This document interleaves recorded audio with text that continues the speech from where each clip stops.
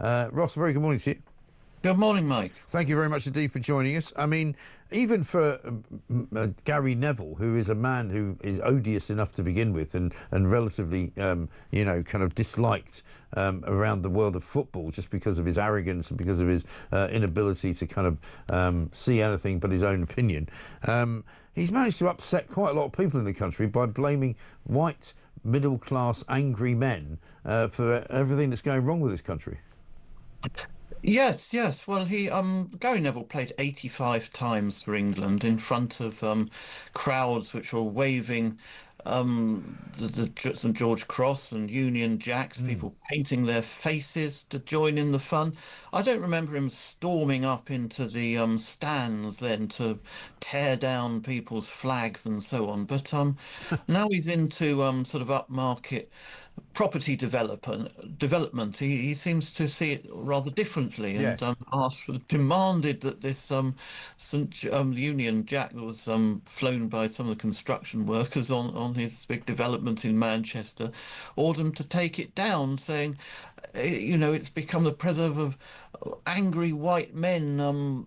In being used in a negative way. Well, if you talk about angry white men, I mean, Gary Neville would appear to fit the bill there himself. But if he was so worried about this sort of flag being used as sort of anti-migrant protest, actually on his site, the Union flag there was sort of one of three, I understand. Yes. One of the others was a Moldovan flag, presumably put up by one of the construction workers who comes from that Yes. country. Very proud of his nationality, Right. but it's peculiarly English, isn't it, to be sort of Yeah. embarrassed by a national flag? Well, you make that point very well that, in Norway, the flag is seen on farms. You go to Turkey, huge Turkish flags flying. Germany, national flag flies in allotments. I mean, I remember being in Mexico a few years ago and there was the biggest flag you've ever seen. It was giant. It was sort of flying just off the coast of Cancun. And it was just, it was visible from practically sort of 10 miles away. And in America, where I visit frequently, outside my sister's house, there's a flag of the United States, the Stars and Stripes. Every house has got a Stars and Stripes flag pretty much flying outside it, and nobody bats an eyelid. They actually don't mind if you don't fly one, but equally they don't think you're weird or right-wing or bigoted or mad if you do. No, and it's extremely peculiar, isn't it, that the sort of England and flag and United Kingdom flag should be sort of singled out as sort of symbols of racism. I mean, study after study reveals that Britain is one of the least racist places on earth. When people are asked, would you mind having a foreigner living next to you or Yeah. working alongside somebody of a different race? I mean, fewer British people are bothered by that than in almost any other country in the world. We are one of the least racist countries. So, why is our national flag sort of seen by these sort of liberal lefties as a symbol of sort of racist shame? I Yeah. mean, And it's oppression, absolutely apparently. bizarre. Yeah, well, this is it. I mean, I don't really understand the mentality of people like Gary Neville who seem to think that by putting up a flag of your own country, that it's somehow a provocative act or a controversial act or something that will upset other people. I don't know anyone, actually, who's ever said to me, I'm upset by the sight of a Union flag. No, well, apart from the sort of liberal left, I mean, who are extremely upset by it. But No, but I mean, in it, terms of actual, in my day-to-day, kind of interactions with people, I'm not talking about the nutters who sort of roam the streets looking for a demonstration to join. I don't know anyone who would ever have said to me, I don't like the sight of a British flag or an English flag.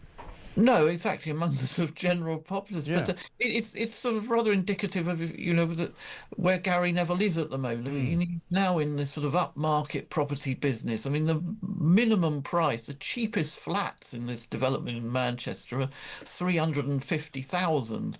They're not exactly going to sell to No, ordinary football fans, are no. they? He's sort of fishing around in this sort of rather market that's dominated by metropolitan types who, like to sort of jump on board this sort of bandwagon Yes. of liberal Well, as people virtue. say nowadays, you have to be rich to be a socialist. Well, yes, you do have to be extremely rich, and Gary Neville certainly fits in that camp, doesn't he? You have to be able to afford to Mm. be left wing now, because I mean anybody sort of further down the food chain finds themselves in a cost of living crisis, being taxed to death and so on. But if you're a multi-million pound footballer turned property developer, well, obviously you're aloof Right. from those Exactly right. And of course he gets away with saying it because he says the right thing on the right side of the political divide. Because if he'd said, for example, the problem with Britain is it's being ruined by Islamic fundamentalists who are telling people that they should go and stab Jewish people and this is going to get a lot worse before it gets better, he'd have been sacked by Sky literally within 10 seconds.